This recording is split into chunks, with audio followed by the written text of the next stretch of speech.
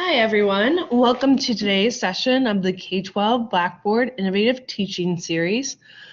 Today's session is entitled Breathe Fresh Life into Your Blackboard Environment. My name is Katie Gallagher and I'm the Director of Product Marketing focused on teaching and learning for K-12 at Blackboard. I'll be your host for the K-12 Blackboard Innovative Teaching Series. I want to thank Misty Cobb today from our Solutions Engineering Adoption Success team who will be helping moderate the session and take attendance. We're open always to new ideas for topics in the series, so let us know if you have an interest in presenting a future session or you have an idea for an upcoming topic. Just send me an email or tweet at me. Each webinar in this series is recorded, including today. We've already kicked off the recording. We invite you to join the K-12 Blackboard Professional Learning Community in our Blackboard Community site. I'm pasting the link in the chat right now. Additionally, a couple days after the webinar, you'll receive the recording and the presentation slides, but you can always access them once they're posted in the K-12 Blackboard Professional Learning Community. We have some great sessions planned for this fall. As you can see, the next three here are highlighted on this slide. But up next, we have Paula Bar, the 2015 iNACOL Blended and Online Learning Teacher of the Year, sharing how she's using video to measure student learning in her second grade classroom. So join us next Monday for her session and register for any and all upcoming sessions. We are very pleased to have with us Alyssa and Melissa Holloway from Klein ISD in Texas today to present. For the last 10 years, Alyssa's focus has been working with teachers to transform their teaching through technology with experiences in both Klein ISD as well at the university level. For 9 years, she worked as a campus instructional technology specialist, helping teachers in Klein's one-to-one computing initiative before joining the district's information literacy team in August 2015. Alyssa's experience in the creation and management of face-to-face, online, and blended courses has allowed her to tackle both complex theoretical and practical issues related to educational technology use. She's worked intimately with both the system management side of Blackboard as well as course development. Alyssa's passion is in helping teachers develop best practices with digital tools to help navigate a blended environment. Melissa joined Klein's team move into blended learning when the district opened its first one-to-one computing campus in the fall of 2006. She started in the classroom and moved into a hybrid library media / instructional technology specialist position before joining Klein's team supporting libraries and instructional technology integration throughout the district. Her experience includes program management and system administration of student email, private label wiki, and Blackboard. Melissa works collaboratively with other instructional leaders to develop and provide professional development using available digital resources to bring learning to life in connected classrooms. So I'm pleased to welcome Alyssa and Melissa and hand it over to them for Breathe Fresh Life into your Blackboard environment.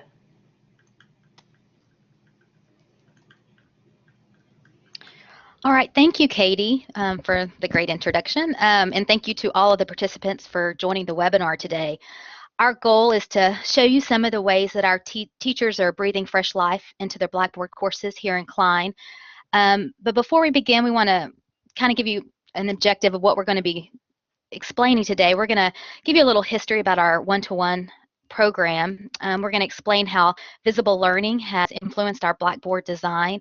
And then we're going to leave you hopefully with some great examples or actual examples of classroom uses and how our teachers are doing some unique and creative things. So before we dive into the information, I'm going to give you a quick view of Klein ISD. We are a very large school district on the northwest side of Houston, about an hour off of the coast. We have a total of 46 campuses with an increasingly diverse student population. We have 32 elementary campuses, 9 intermediate campuses, and 4 large high school campuses. And the district is actually opening up a high school number 5 come August 2017 that we're extremely excited about.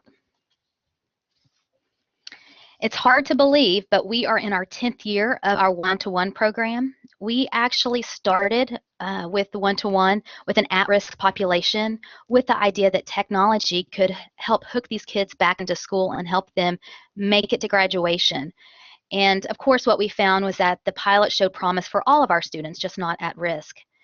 When we first rolled out the one-to-one initiative, teachers were given devices a complete year prior to students, and this time allowed teachers to get familiar with the technology and to really start thinking about integration of resources and the tools that they would be using in the classroom. And it also gave them a year head start before students would be using the devices. Currently, we have 6 campuses that are fully one-to-one using Blackboard. That includes about 16,000 students and about 1,000 teachers and administrators district-wide. All students receive convertible tablet PCs at the beginning of the school year, and also weekly as new students enroll in the district. But as we are growing, we are becoming more device agnostic. Students have complete use of the device. They take tablets home and then they bring them back daily to classes, and at the end of the year they return them to the school. We used Angel Learning through the 2012-13 school year and transitioned to Blackboard in August of 2013. We have many wonderful programs here in Klein. As you can see in this picture, it's not just about the technology. This teacher is part of a program called Transform Academy. She has completely transformed her classroom using flexible seating, individual and small group arrangements, and really just embracing the technology tools to engage and support the curriculum.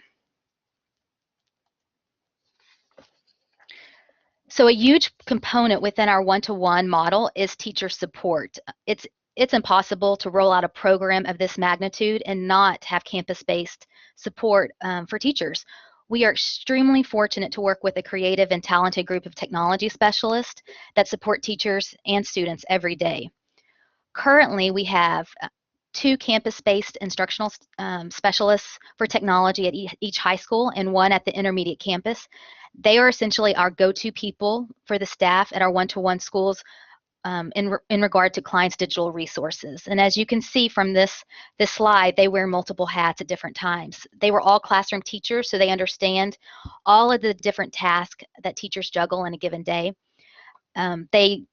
The technology specialists know more than just the tools. They are experts in instruction. They are leaders. They model 21st century teaching. They troubleshoot and problem solve. And they also provide campus-based PD. I will say that our teachers' first stop, they are our teachers' first stop when supporting Blackboard on their campuses. So one role that has kind of emerged is this idea of serve big, lead small. In essence, this quote kind of sums up what our technology specialists kind of do. This quote on the left says, "It is amazing what you can accomplish if you do not care who gets the credit." And then the one on the right, "Good leaders allow others to shine." And our technology specialists really push our teachers to be better teachers, allowing them to shine as they grow in a student-centered digital world.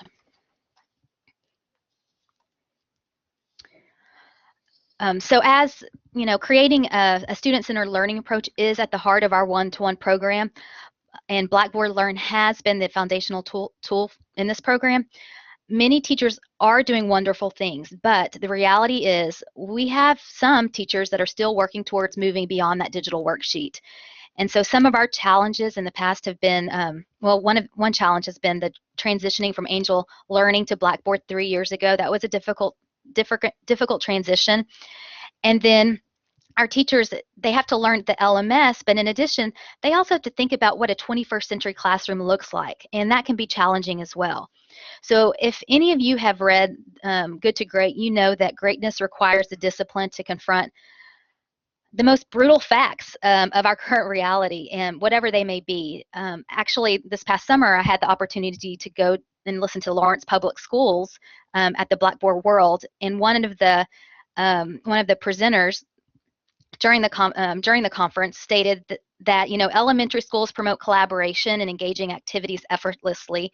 Middle schools have to be encouraged for these types of instructional strategies, and high types of instruction being more the sage on the stage. And we have found that somewhat to be true in our realm, because we do work with high schools. Our high schools are using the Blackboard, and we only have one intermediate school. So we have to continue to transform the resistance and change that into acceptance, and that's just our current reality.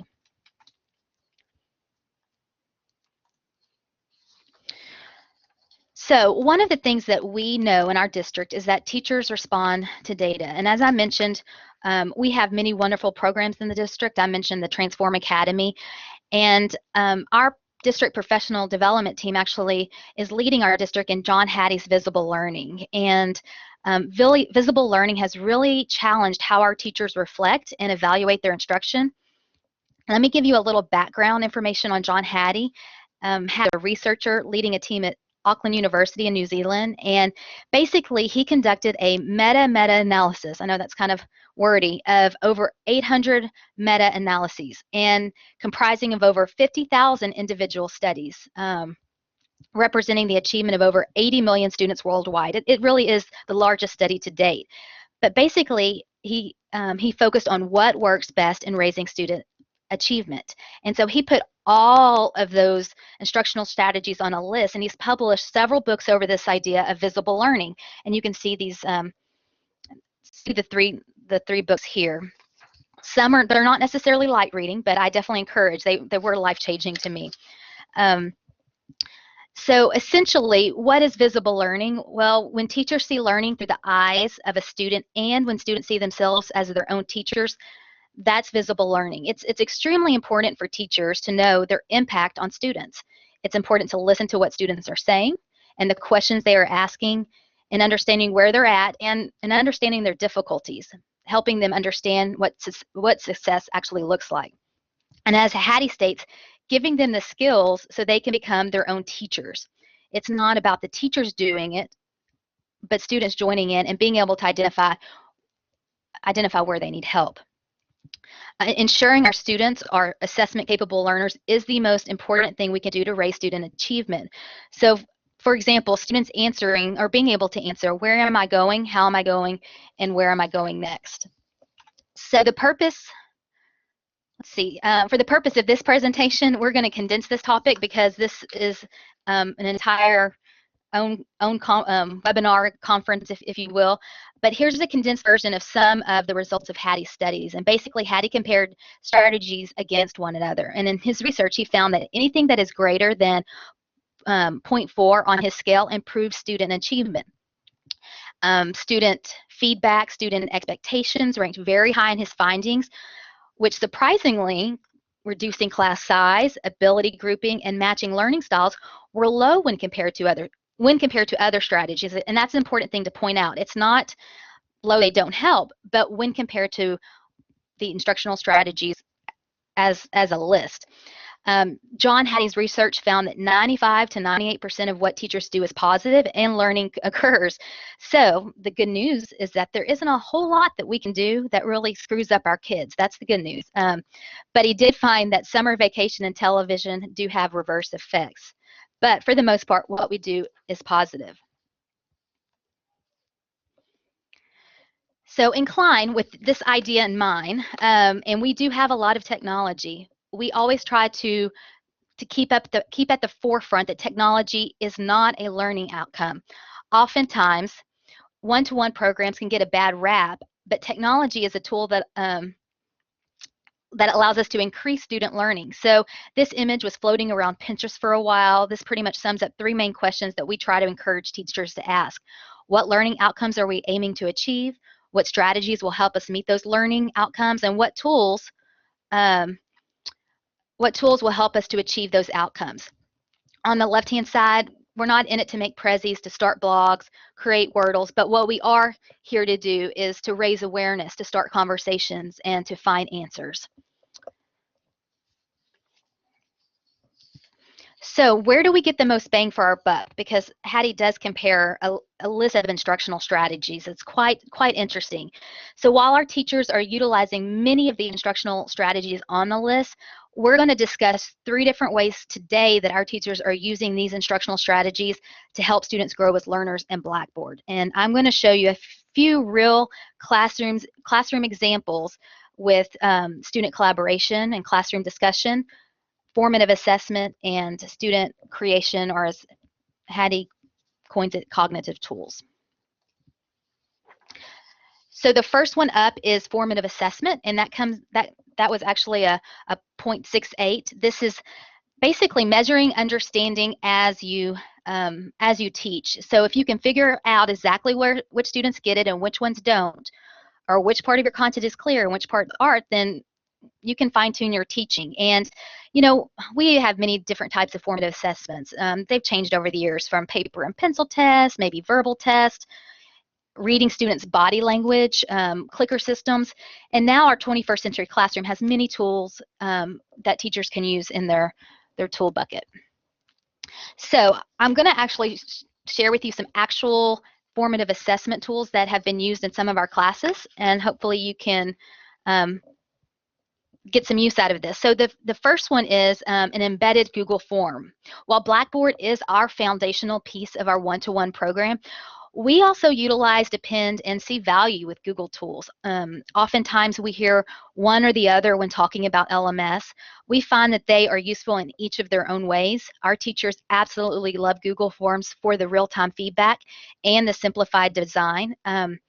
This is actually an example. It's a pre-assessment for a genome and phenotypes in a biology classroom.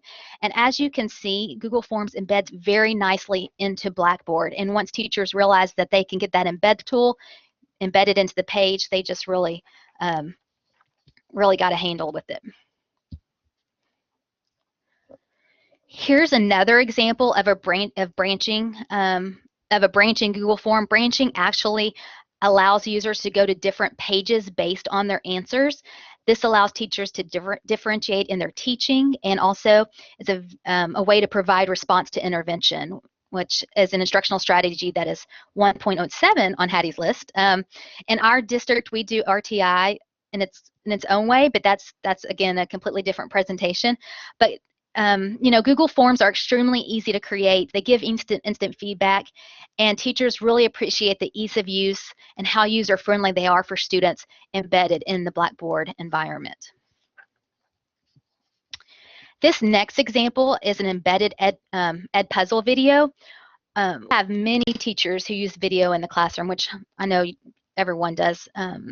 Some use videos for a flipped model, and others just use it as extra tutorials.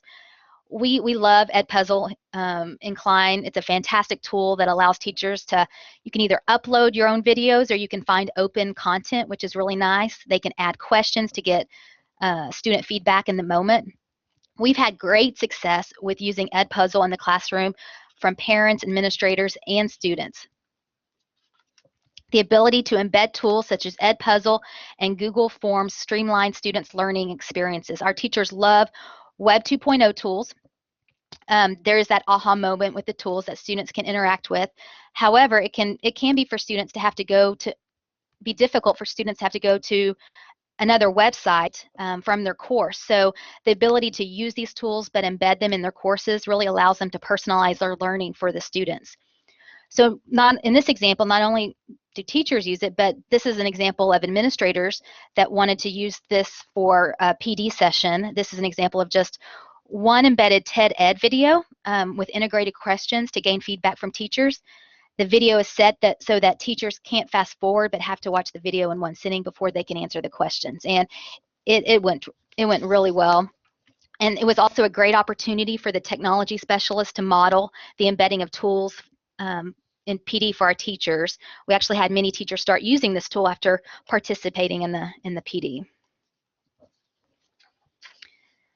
Another Web 2.0 tool that our students use includes Quizlet. Quizlets. While Quizlets are not necessarily feedback for the teacher because they're not pulling reports and looking at data, it is an assessment for students to get their own feedback and whether they know the material. The beauty of embedding it into Blackboard is that it's always there for students. Students like this one specifically for the games they can play. So here's an example of SAT resources that are available to all students at one of our high schools.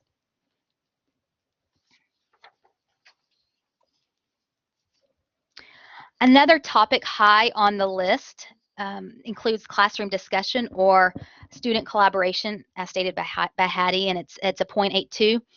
We use a collection of tools that allow students to have discussion in ways that really defy time and geography. These discussions allow us to assess the traction of our teaching. It allows us to note misconceptions and draw on additional extensions of our teaching. You know, in the past, classroom discussions really only assess the talkers of the classroom, and so this online format allows us to reach all students so that everyone in the class can have a voice. So let's talk through a couple of ways that online tools and the discussion boards have been used in our classroom, in our school district. So the first one is an embedded Padlet discussion. This is one online tool that our teachers love, and in this example, our teacher, Miss Sullivan, asked her students to find a visual image for vocabulary words in class. And she took a Padlet wall, which is its own website, own Web 2.0 tool. And in the past, she would allow the link, and then it would allow the students to click and open in a new tab. Here, she embedded it into the page so that it's already there. Students can interact with that activity without leaving the course. She really found that students, it sparks conversations in Spanish in her classroom. And so this embedding feature is really huge in keeping students engaged.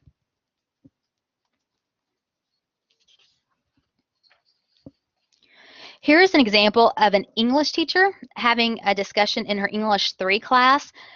The students here are discussing the major themes of The Great Gatsby. This specific group of students are limited English proficiency. So she had to work with them on soft skills of communicating via an online format, what is, a polite response, not using texting language.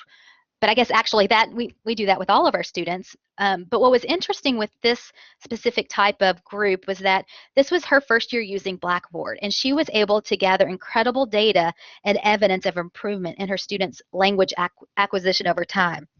Some of our teachers just use the discussion board periodically, but this was actually a weekly tool she used to help her analyze and develop her students. It made impossible whole group discussions doable, and it really helped her in supporting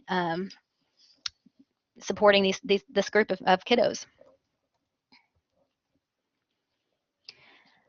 This is another example of a discussion board used in a 9th grade English class. In this example, students have to highlight and identify pathos, egos, and logos in a persuasive argument based off the text that they read.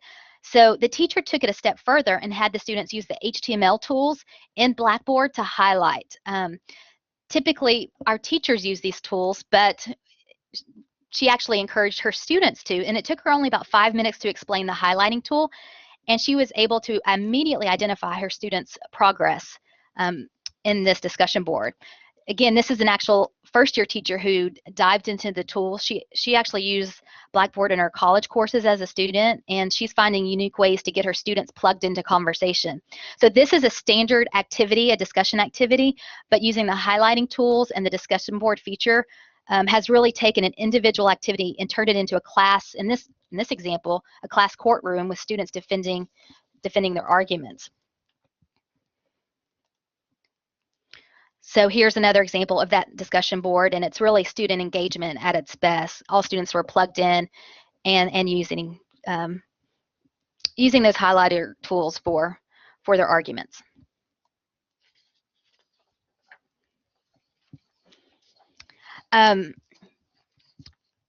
lastly, we're going to focus on student creation, and I see a lot of questions coming in. We'll try to hit those all at the end as well. So, but basically, I'm just trying to give you as many examples as possible that we can in a short amount of time. But student creation, or as Hattie says it, cognitive tools, are basically strategies that allow for those higher order thinking skills. There's quite a conversation right now about students being producers and not consumers.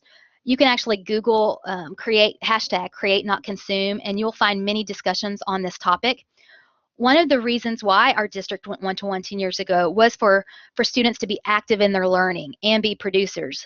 The growing number of online tools has really made it a lot easier for students to create, especially beyond a PowerPoint. So students are essentially creating artifacts of their learning. And while they're doing this, they are assessing where they are in their learning. And let's show you a couple more examples.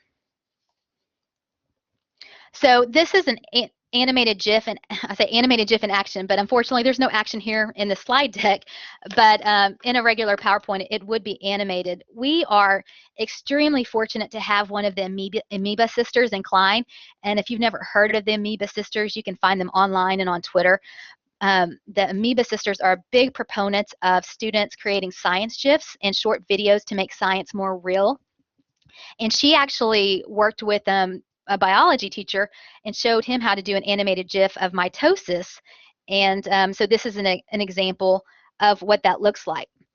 Now, the interesting thing is about this teacher is that not only do they create that project, but this teacher, he actually embeds, and I keep going back to this embedding idea, but he actually embeds these animation and places them in his announcements as a way to introduce concepts. So the default page in all of our courses default to the announcements.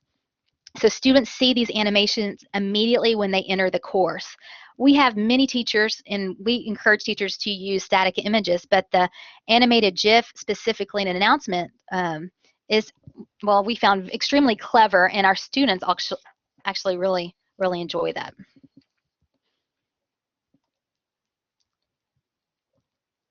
Here's another example of students creating animated GIFs for vocabulary terms and concepts and sharing them via discussion board.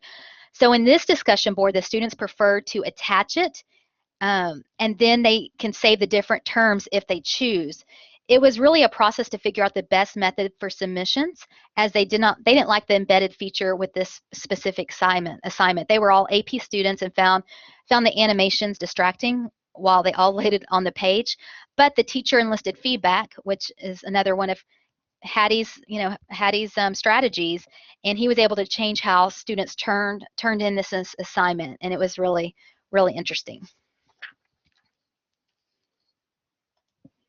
And again, this isn't, you can't see the animation, but if you were to click on it or in a PowerPoint, you'd be able to see that this is an example of thermal pollution by a student. And students use a website called ABC YA. It's a real elementary school website to create animations, but you can create anything that you'd like, and it works well just for high schoolers too.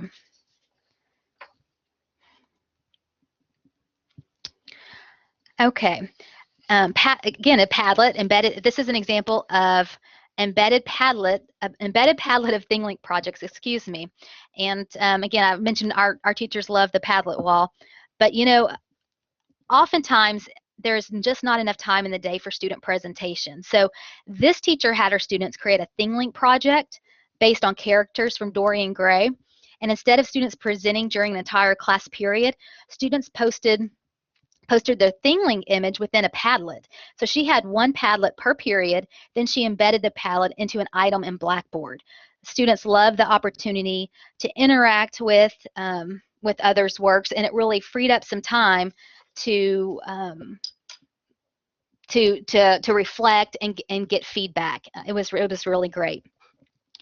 So these are just a few examples of how teachers and students are using Blackboard to make learning more visible in the classroom and be more thoughtful in their choice of tools.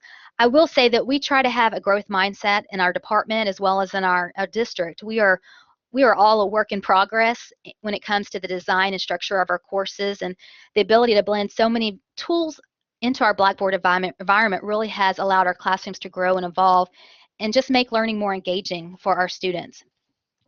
One thing that we have learned over the last few years is that we need to provide opportunities for teachers to communicate with each other and get to hear and see some of these examples from other classrooms, because they're doing great work. So, so part of what we try to do is create this connected learning space for them. So I'm going to go ahead and pass it over, I like to say, to my better half, my better working half, Melissa, to share a few structures that we have put in place to help teachers.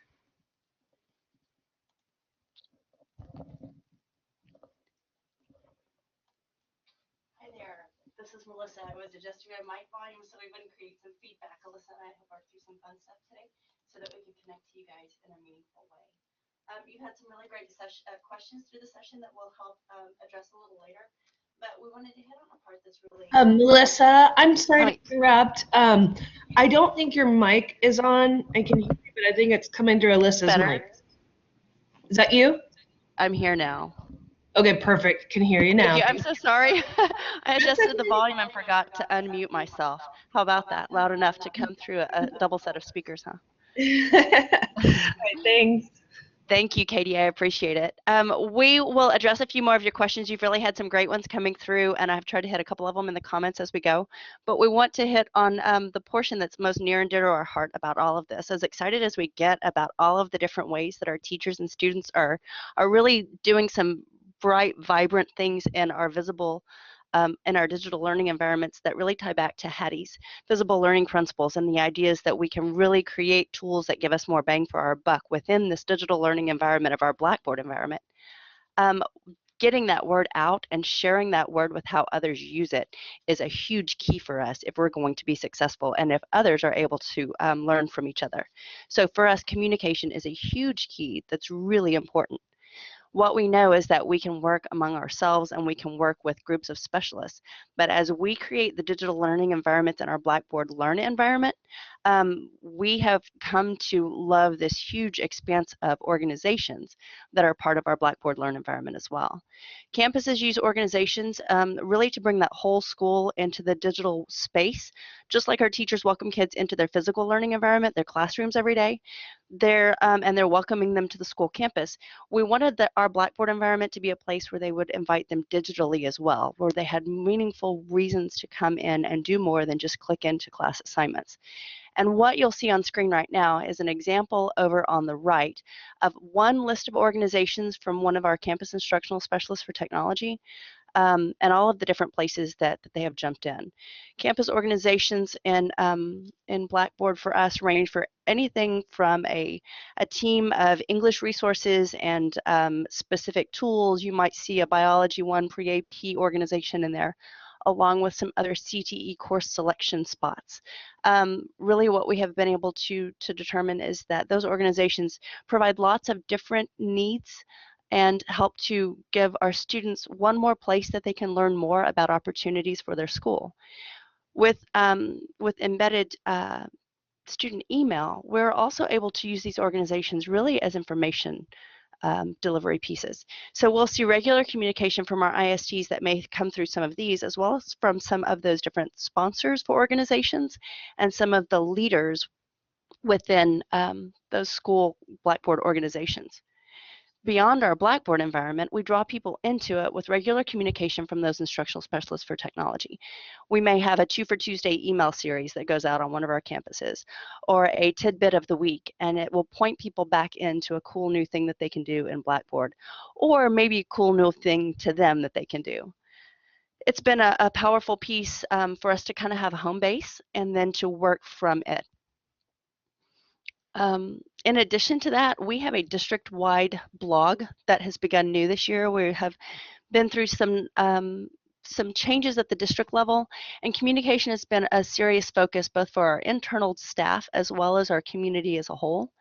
We are using something called the Exchange as a place where our teachers and principals and school community can network together and learn more about what we're doing in other ways.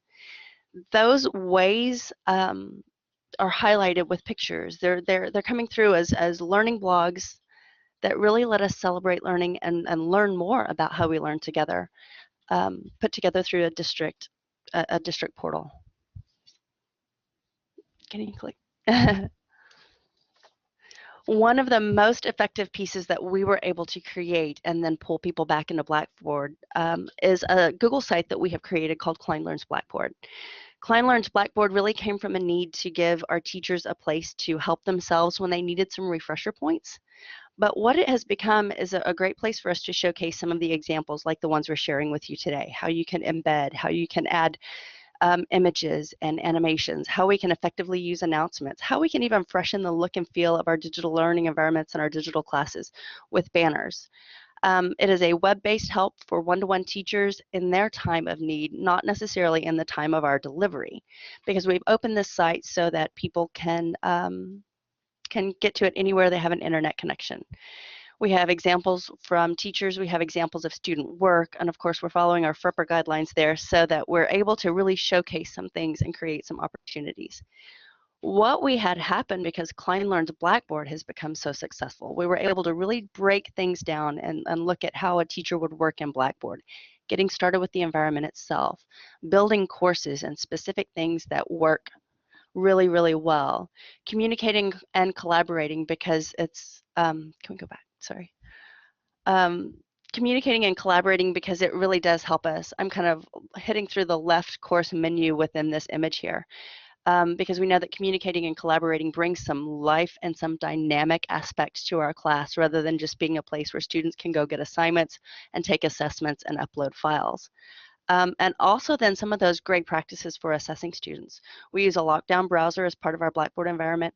And so being able to step through those pieces lets people know initially, I've got all of these things at my disposal and at my access within Klein. But if I am overwhelmed by these three things this week in Blackboard, I may need to step through and look at it again next week. And for us, Klein Learns Blackboard became that site that really launched a series of other sites we're in the process of building right now. So this is Klein Learns 365. Klein Learns 365 really embodies that whole idea of teachers need help and need information and resources when they need it, not necessarily when we are available to deliver it. And you'll notice that it looks similar, but it's a series, really just it's a chart of embedded links. We have a link to the Exchange, which is that district blog sharing teaching practices and celebrations as well as great reminders. Klein Learns Blackboard is that second link there, and I know it's a little bit harder to see on screen, but you kind of get the idea of it. We are building a site for Klein Learns digital textbooks so that teachers and students know how to jump in and access their digital textbooks as our resources become increasingly web-based rather than traditional books in the classroom or even reproducibles and those kinds of things that we would send home. We have jumped into a new SIS system this year, Skyward, and so developing an anytime, anywhere learning self-help site, Klein Learns Skyward naturally emerged as well. Klein Learns Google is a site in progress for us as we're developing some Google resources, and we know we have others. We can already see the list of, oh my gosh, we're going to need a Klein Learns site on this, we're going to need a Klein Learns site on that, and we have a few others. But what this Klein Learns 365 site is becoming for us is a place to point people where they can get to the information that they need when they need it. And one of the great things there is that as we have questions come in from campuses, we are able to build in additional pages and additional sites that really come through. So we've kind of hit you with a bunch here today. We stopped with some examples or started with some examples of embedded tools that extend beyond our Blackboard environment, because what we initially found was that some people thought that if they had Blackboard, all they could do was Blackboard. And by even showing the simple idea of an embed code and bringing teachers to a little different place with it, we had some teachers who naturally gravitated there anyway and wanted to pull in that variety of resources. But for teachers who were not as familiar with it, being able to embed some of those other tools was really, really nice. And it brought about some aha moments. We saw teachers say, oh my gosh, I never thought about doing that. And when they could visually see it come through their Blackboard, either as an announcement or in the discussion pages or as items within their courses, they really liked the visual appeal. And what they found was that students stayed there a little longer, they asked some more questions, and they started doing some other things that kept kids in their Blackboard environment. So just like that physical classroom was a place where they came in to start class every day, we saw kids and teachers coming back to these digital learning environments when we gave them richer things that they were able to get more meaning out of. And we were able to help dispel that myth that while they had Blackboard, they were not limited to the tools that they found there, because we don't purchase up to every portion of Blackboard that we could. We'd love to. We'd love to add a bunch of the components that are there. But the reality is, in our K-12 public school district, we have limited funds, and we have to share those with a number of different resources. By pulling those resources into our Blackboard Learn environment, we showed people that they could have really as much of the dynamic classroom that they wanted in a digital space as they were willing to put the time into it.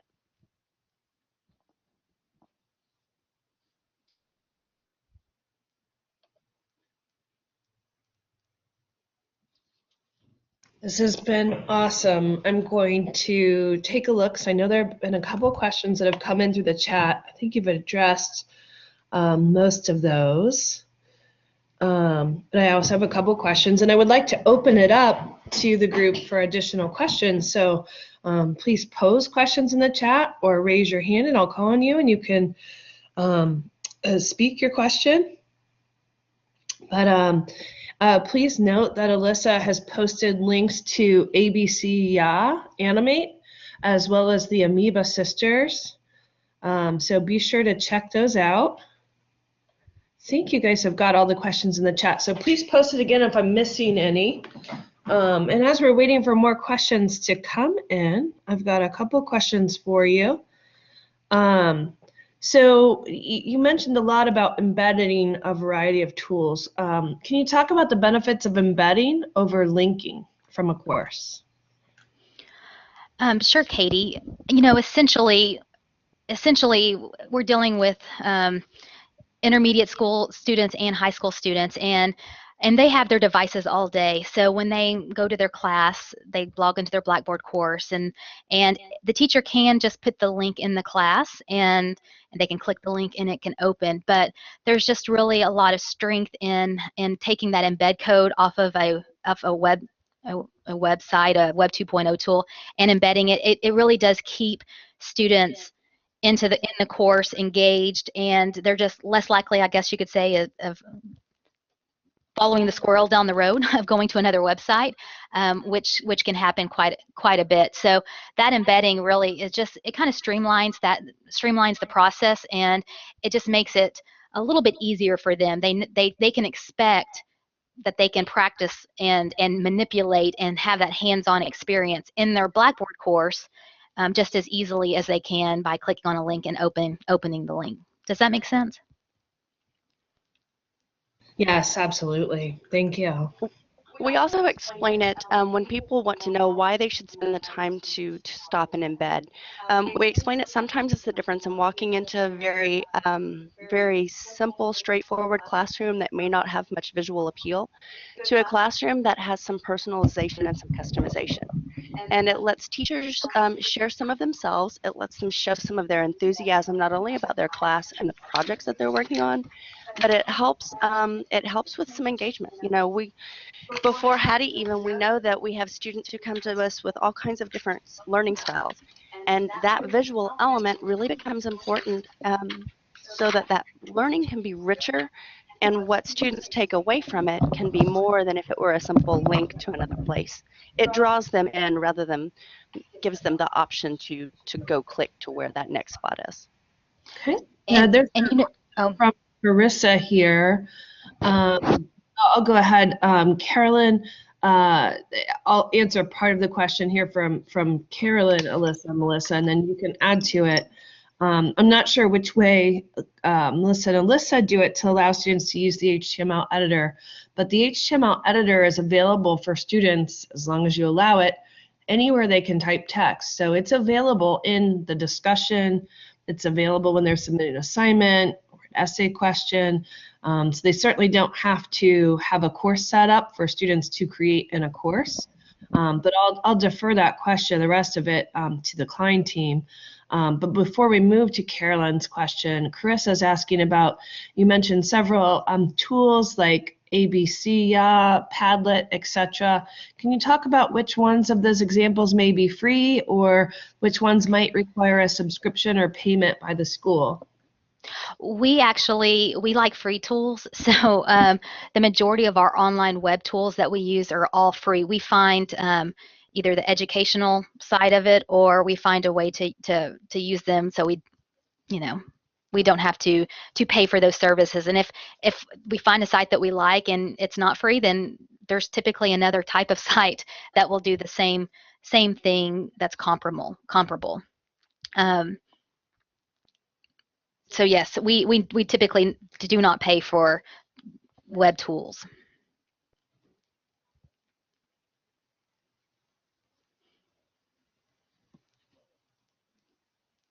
Great. And do you want to add anything more to Carolyn's question about students using the HTML editor? Can you give examples of places in Blackboard where you have students create using the HTML editor or highlight like you showed and so forth?